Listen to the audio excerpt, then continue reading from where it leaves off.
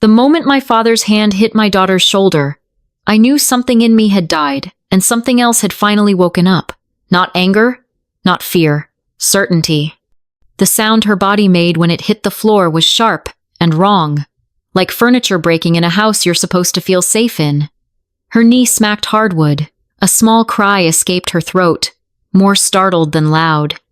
And then the room did what it had always done for him. It went silent. 20 people. Forks hovering. Wine glasses paused mid-air. Someone's chair creaked as they shifted their weight, and then nothing. No one stood. No one spoke. No one said her name. My daughter looked up at me from the floor, eyes wide, blinking fast, like she was trying to understand which rule she'd broken.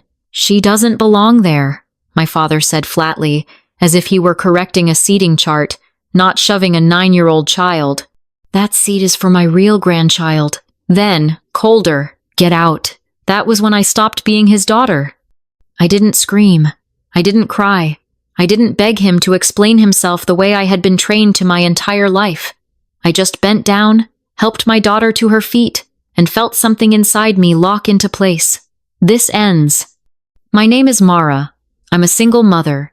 And until that night, I believed survival meant staying quiet enough to be tolerated. Christmas Eve at my parents' house had always felt like a test I never studied for. The house looked perfect, too perfect. Garland measured to the inch. Candles that smelled like pine and expectation. Plates placed with military precision. My sister, Julia, had insisted on matching sweaters again this year. Hers fit beautifully. Mine clung in all the wrong places. My daughter, Ren, kept tugging at the sleeves of hers. Too short. Too tight. Julia had ordered it for a small child. Ren is tall for her age, all elbows and knees, still growing into herself.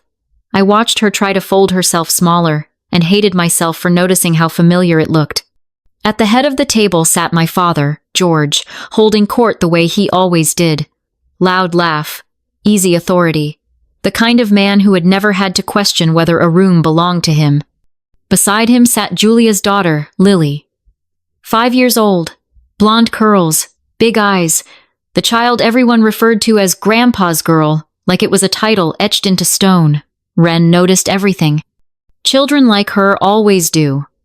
They learn early who is praised and who is tolerated, who gets the first serving and who waits. It makes you proud and it breaks your heart in the same breath. Dinner began with jokes disguised as wisdom. "Blood's thicker than eggnog," my father said, raising his glass toward Julia. Julia laughed too loudly. My mother smiled without looking up. My aunt laughed because silence had never felt safe in that room. Ren didn't laugh at all. She sat straight, hands folded in her lap, face neutral. That face, the face of a child who already knew joy could be used against her. When Julia announced the place card's glittery, unnecessary, deliberate, Ren stood carefully, holding hers like it might shatter if she gripped it too hard. She smiled, just a little, hopeful in that fragile way kids are before the world corrects them. Her card had been placed near the head of the table. Not the seat, but close enough. That's when my father stood. "That seat is not for you." Ren froze. Her smile vanished so fast it felt violent. "This seat," he said again, sharper now, "is for my real grandchild." She looked down at the card, then back up at him, confused, like she thought she'd misunderstood the rules. "Get out." And then he shoved her. Not a nudge, not a guiding hand. A shove.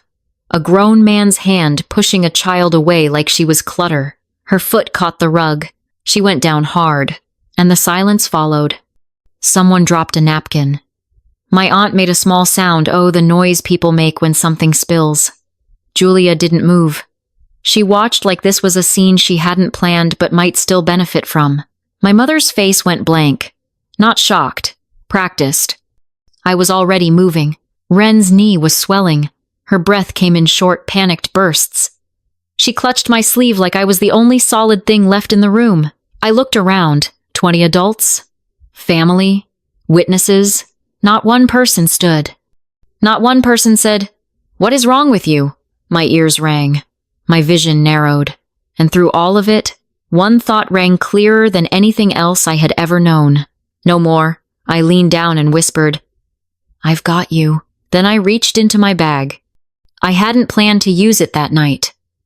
I had told myself, after the holidays, "Don't ruin Christmas. Don't be dramatic." But the moment my father put his hands on my child, waiting stopped being an option.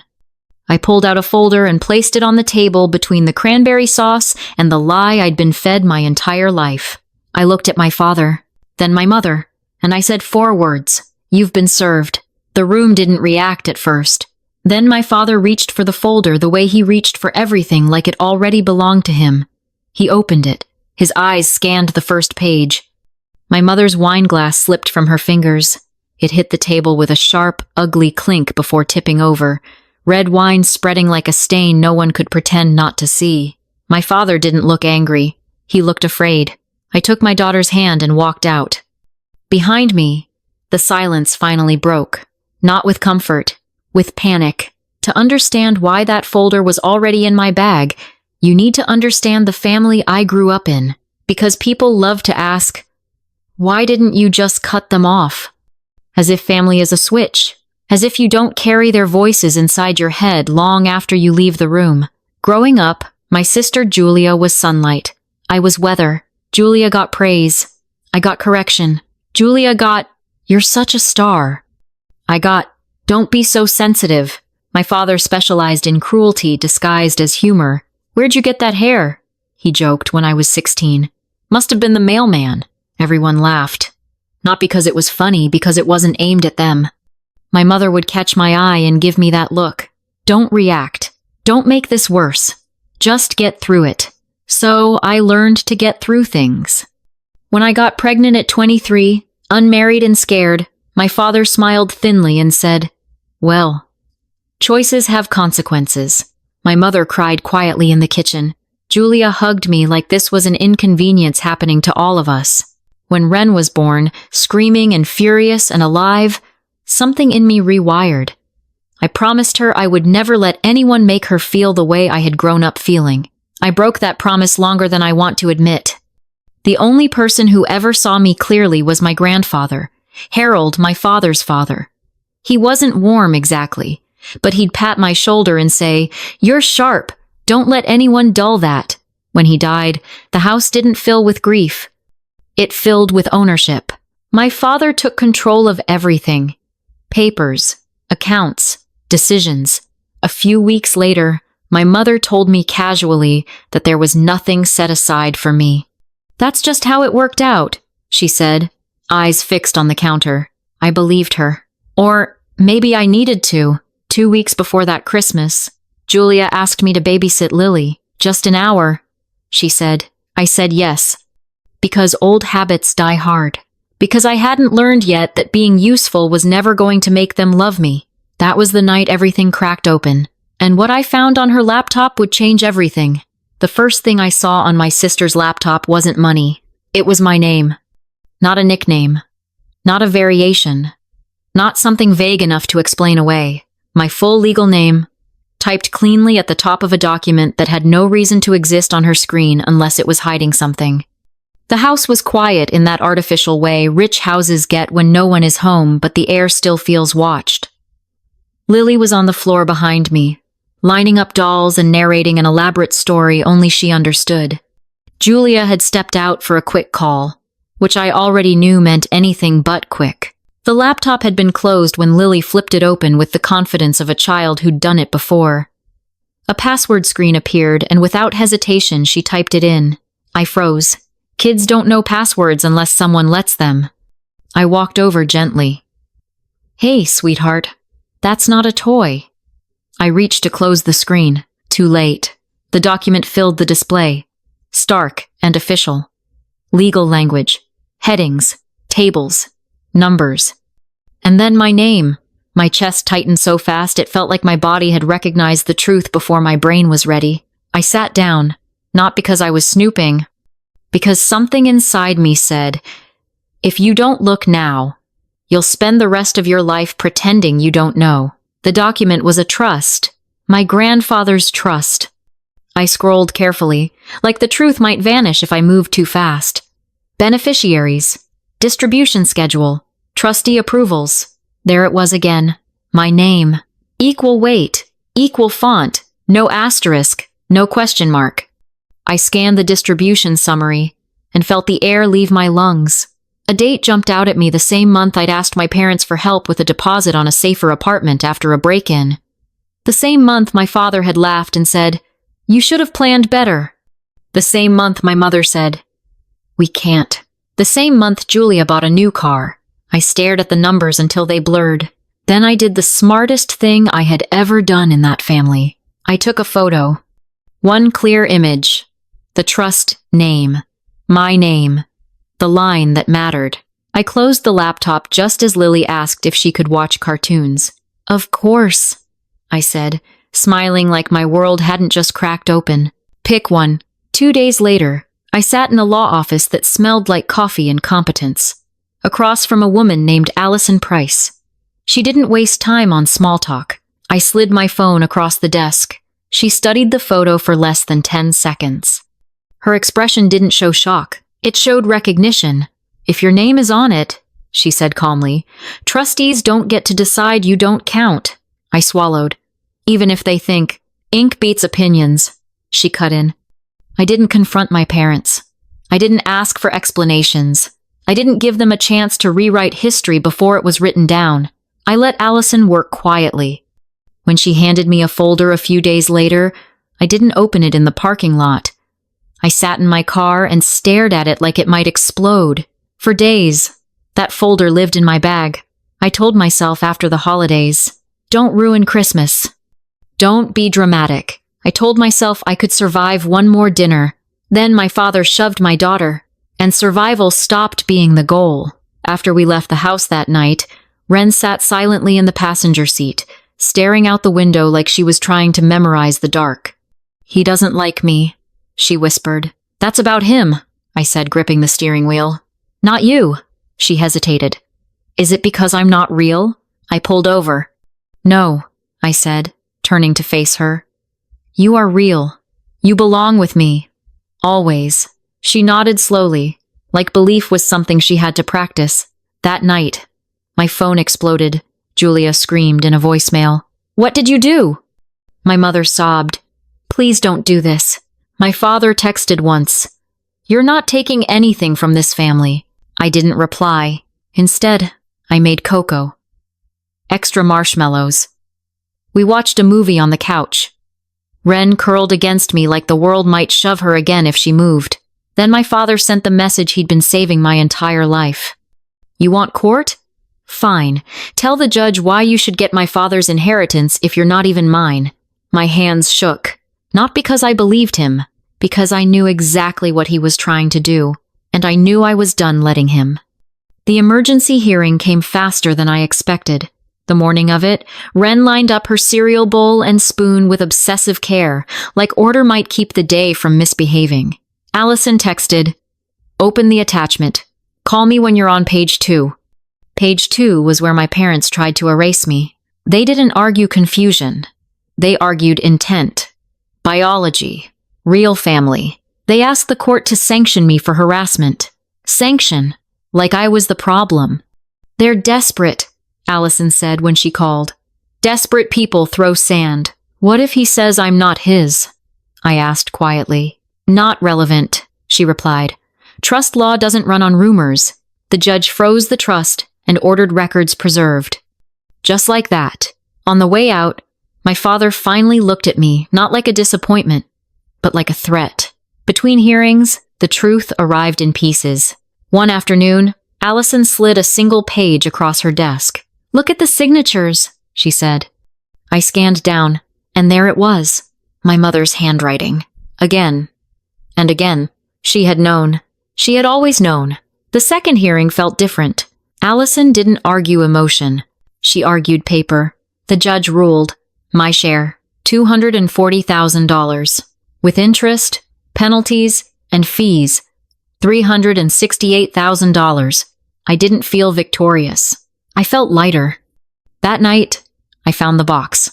The paternity test my parents had mailed weeks earlier. I hadn't opened it, not for them. But now the case was over, and doubt still sat in my chest like a splinter. I thought of Ren's knee hitting the floor. I sent it back. The result came on a Tuesday. Biological match. The cruelty had been a choice. I sent the results to both of them. No message? Then I blocked them. I thought that was the end. It wasn't, because a week later, my mother showed up at my door. And what she said next would be the last thing she ever said to me as my mother. I knew it was my mother before I looked through the peephole. Some instincts don't come from fear. They come from history. She stood on my doorstep alone, hands clasped so tightly her knuckles had gone white, her shoulders slightly hunched like she was bracing for impact. Not dramatic, not theatrical, just worn down in a way that told me she'd been crying where no one could see her. Ren was at school. Thank God. I opened the door just far enough to show I was listening, not welcoming. She didn't start with, "I'm sorry." She never did. "Your father's not doing well," she said quickly, like urgency might soften the past. "He's been different. He's been asking about Ren." I said nothing. "He wants to see her," she continued. "He wants to be a family now. Now that we know. Now that we know." Like love was a subscription service that only activated once the lab confirmed eligibility. Something in my chest went cold. Then the words started spilling out of her, in that panicked way people confess when they realize silence has finally stopped protecting them. "Before you were born," she said, voice shaking, "I slept with someone else. Just once. Your father found out, or maybe he suspected. I don't even remember which came first anymore. But from that moment on, he decided you might not be his."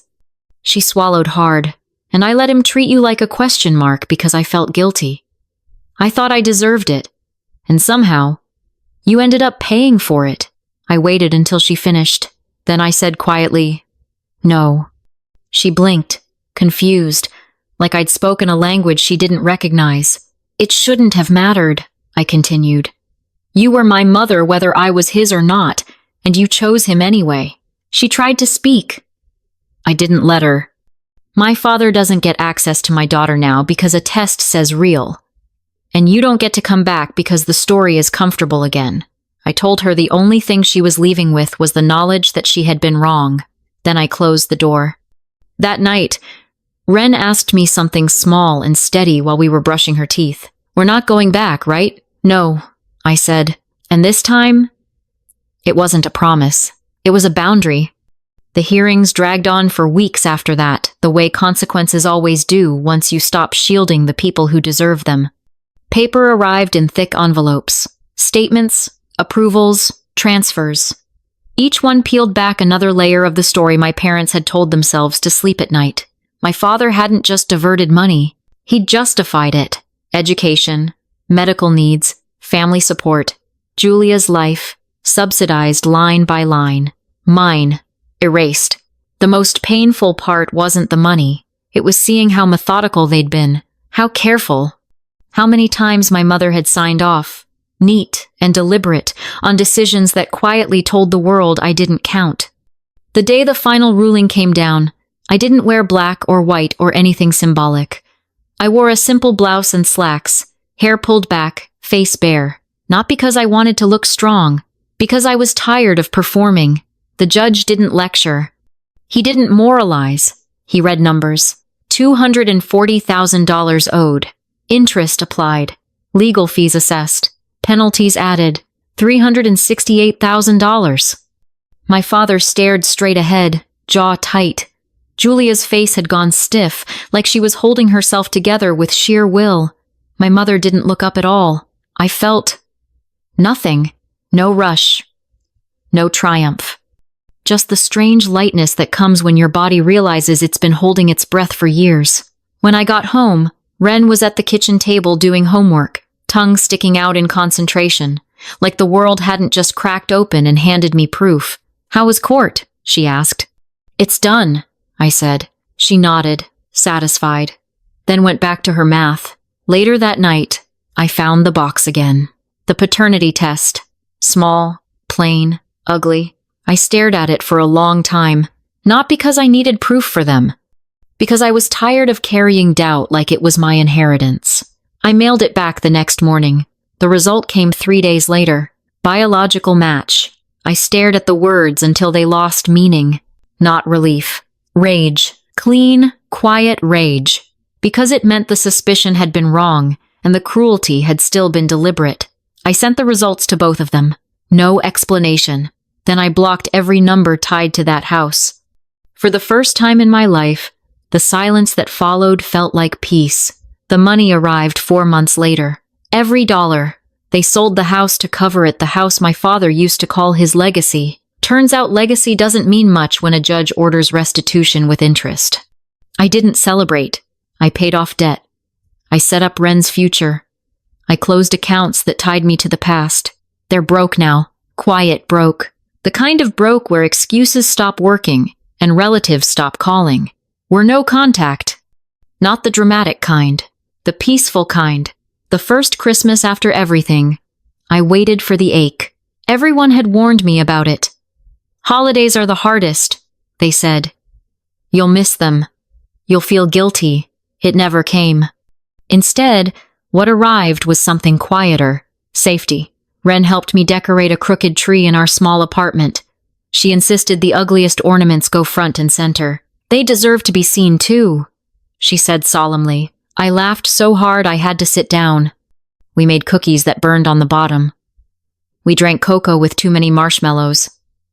We watched movies wrapped in mismatched blankets. When she fell asleep on my shoulder, I realized something that tightened my throat. This was what safety felt like. Not perfection. Not tradition. Not blood. Safety. The money changed things, yes. But the real shift happened long before the wire transfer cleared. It happened the moment I stopped asking people who hurt me to explain themselves. Ren changed too. She stopped apologizing when she hadn't done anything wrong. She stopped hovering when adults raised their voices. One night, months later, she spilled a drink at a friend's house and froze, waiting. When nothing happened, she looked at me, confused. Aren't you mad? No, I said. It was an accident. She cleaned it up, humming softly. That's when I knew we'd broken the cycle. But peace has a way of attracting ghosts, because just when I thought the story was over, the past knocked one last time. And this time, it wasn't my mother. It was Julia. Julia didn't knock. She never had. She stood in the hallway of my apartment building like she still owned the space, arms crossed, mouth already arranged into the expression she used when she was about to explain something to someone she believed was beneath her. I almost didn't open the door. But part of healing, I'd learned, was choosing when to face something, not pretending it wasn't there. What do you want? I asked. She exhaled sharply, like I'd already disappointed her. You really went all the way with this, didn't you? I said nothing. They had to sell the house, she continued, stepping closer. Do you have any idea what you've done? I laughed. Not loud. Just once. Short and sharp. Yes, I said. I do. Her eyes flicked past me into the apartment, scanning for signs of struggle. There weren't any. The place was small, warm, lived in. Ren's shoes by the door, a drawing taped crookedly to the wall. Julia noticed. Something in her face tightened. You always wanted to punish them, she said. This was never about the money. I tilted my head. Funny. Because the money was never meant to be yours. Her jaw clenched. They raised us, she snapped. They did the best they could. No, I said calmly. They did what was easiest, she scoffed. You're rewriting history. No, I said. I stopped letting you write it for me. For a moment, she looked genuinely shaken. Not guilty, not remorseful. Threatened. You think you're better than us now? She said quietly. I thought of Ren sleeping through the night, of mornings without dread, of holidays without rehearsed smiles. Yes, I said. I am. She stared at me like I'd slapped her. You took everything, she whispered. I met her eyes. No, I took what was stolen. She shook her head, backing away like the truth might be contagious. You're cold, she said. You've changed. I smiled. That's what happens when you stop bleeding for people who never noticed the mess. She left without another word. That was the last time I saw my sister. The aftermath didn't come all at once.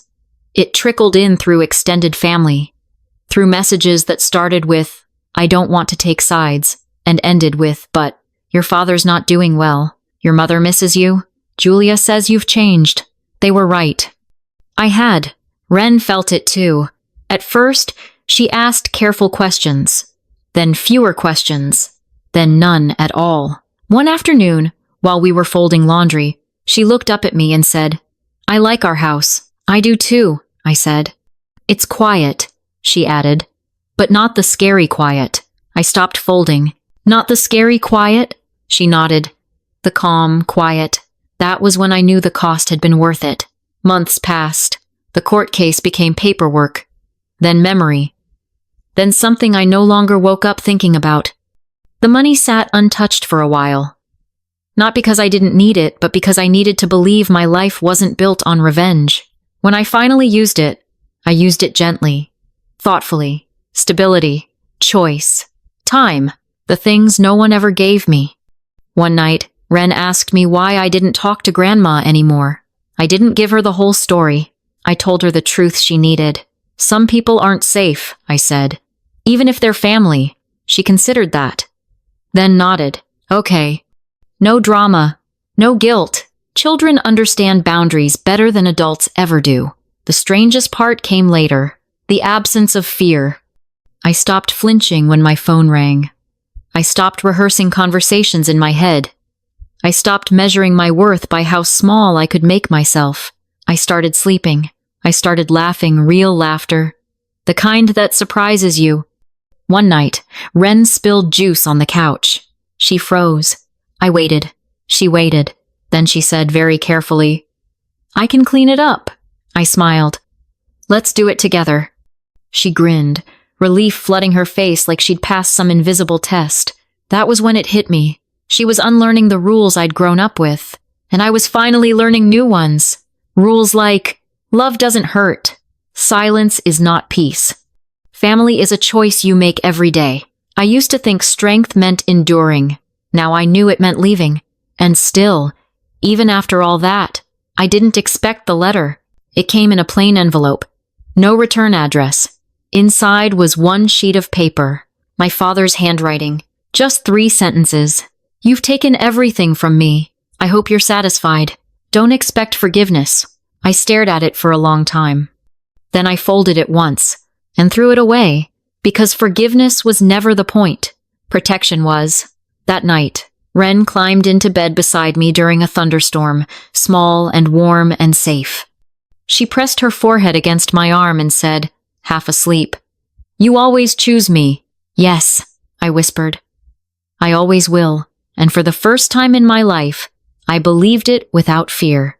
But the story didn't end with peace. It ended with choice, because the next morning something happened that forced me to realize just how far I'd come, and just how different my answer would be this time.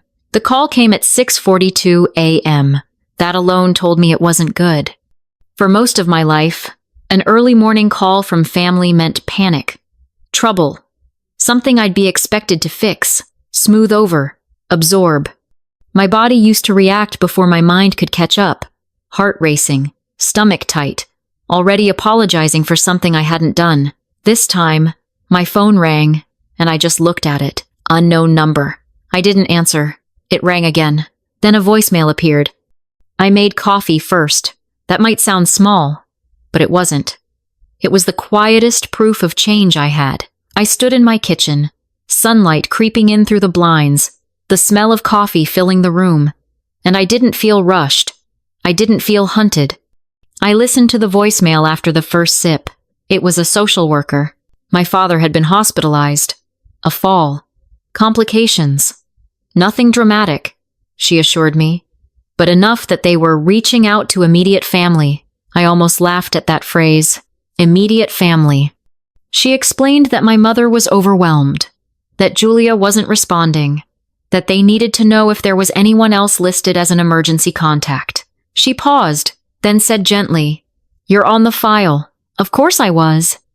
Even after everything, even after court, even after the house sale and the letters and the silence, They'd kept my name there.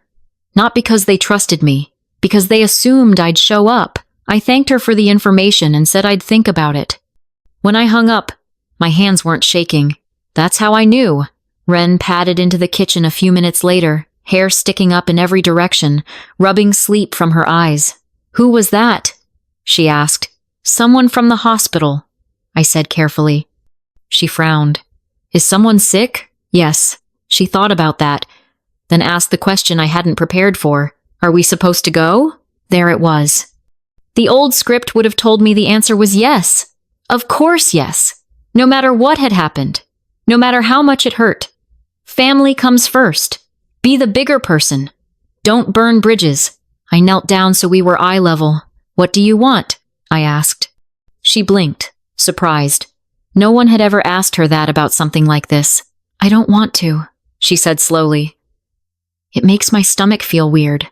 I nodded. "That's your body telling you something," I said. "And it's allowed to matter."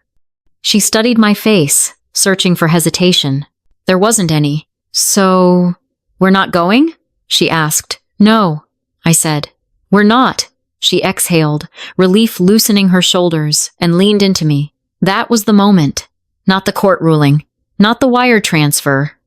Not the blocked numbers. That moment, the moment I chose my child's safety over someone else's comfort without guilt attached, I called the social worker back and told her I wouldn't be coming. I gave her Julia's number, wished her well, and ended the call. That was it. No drama, no speeches, no final confrontation in a hospital hallway, just a decision. Later that afternoon, a distant cousin messaged me. "I heard about your dad. Are you really not going to see him?" I typed a response. Deleted it. Typed again. Deleted that too. In the end, I wrote, "I'm choosing my daughter," and I didn't explain further, because explanations are only necessary when you still believe you need permission. Life after that settled into something almost unfamiliar, ordinary. Ren started a new school the following year. She made friends quickly. She laughed easily. She stopped checking my face before speaking, stopped bracing for reactions that never came. One night, while we were brushing our teeth side by side, she said, "I think our house feels like a deep breath." I smiled around the toothpaste foam. "Yeah," I said. "Mine too. I never heard from my father again." I heard about him, of course. Through the same indirect channels people always use when they don't want to take responsibility for their words. "He's bitter. He doesn't understand why you did this. He says you ruined the family." I didn't correct them. Let him keep his story. I had a better one now. The money did what money does. It created space. Space to rest. Space to plan. Space to say no without panic attached. But the real wealth showed up in quieter ways. In mornings without dread. In evenings without rehearsed conversations. In a child who slept through thunderstorms. Sometimes, late at night, I still thought about that table. About the silence. About how many people had chosen comfort over a child. I used to wonder what I should have done differently. Now I know the truth. I did exactly what I needed to do. I stopped playing nice. I stopped making myself smaller. I stopped mistaking endurance for love. And I walked away with the one person who truly mattered. Ren doesn't know every detail. She doesn't know about the trust or the hearings or the signatures. She doesn't need to carry that weight. What she knows is this. No one gets to put their hands on her. No one gets to tell her she's less than. No one gets to define real in a way that excludes her. That knowledge is her inheritance. And mine. The last time she asked about my parents, it wasn't with fear or confusion. It was curiosity. "Do you miss them?" she asked. I thought about it honestly. "I miss the idea of what they should have been," I said. "But not who they were." She nodded, satisfied with that answer, and went back to her drawing. That's when I realized something that still surprises me. I don't regret losing my family.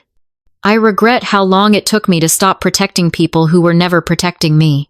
If you're listening to this and wondering whether choosing your child or yourself over family makes you selfish, let me tell you what I learned the hard way. Walking away from harm is not cruelty. Silence is not peace. And love that comes with conditions is not love. Sometimes the bravest thing you can do isn't staying, it's leaving. So now I'm curious, because I know stories like this land differently depending on where you're standing. If you believe protecting a child is always worth the fallout, even when it costs you family, type 1 in the comments. If you think family should be preserved no matter the cost, type 0. No explanations needed. Just a number. And if this story stayed with you, if it made you think, or feel, or see something differently, consider subscribing. This channel isn't about drama. It's about boundaries, consequences, and what happens when someone finally stops playing small. Because sometimes, the most powerful thing you can do is choose safety and never look back.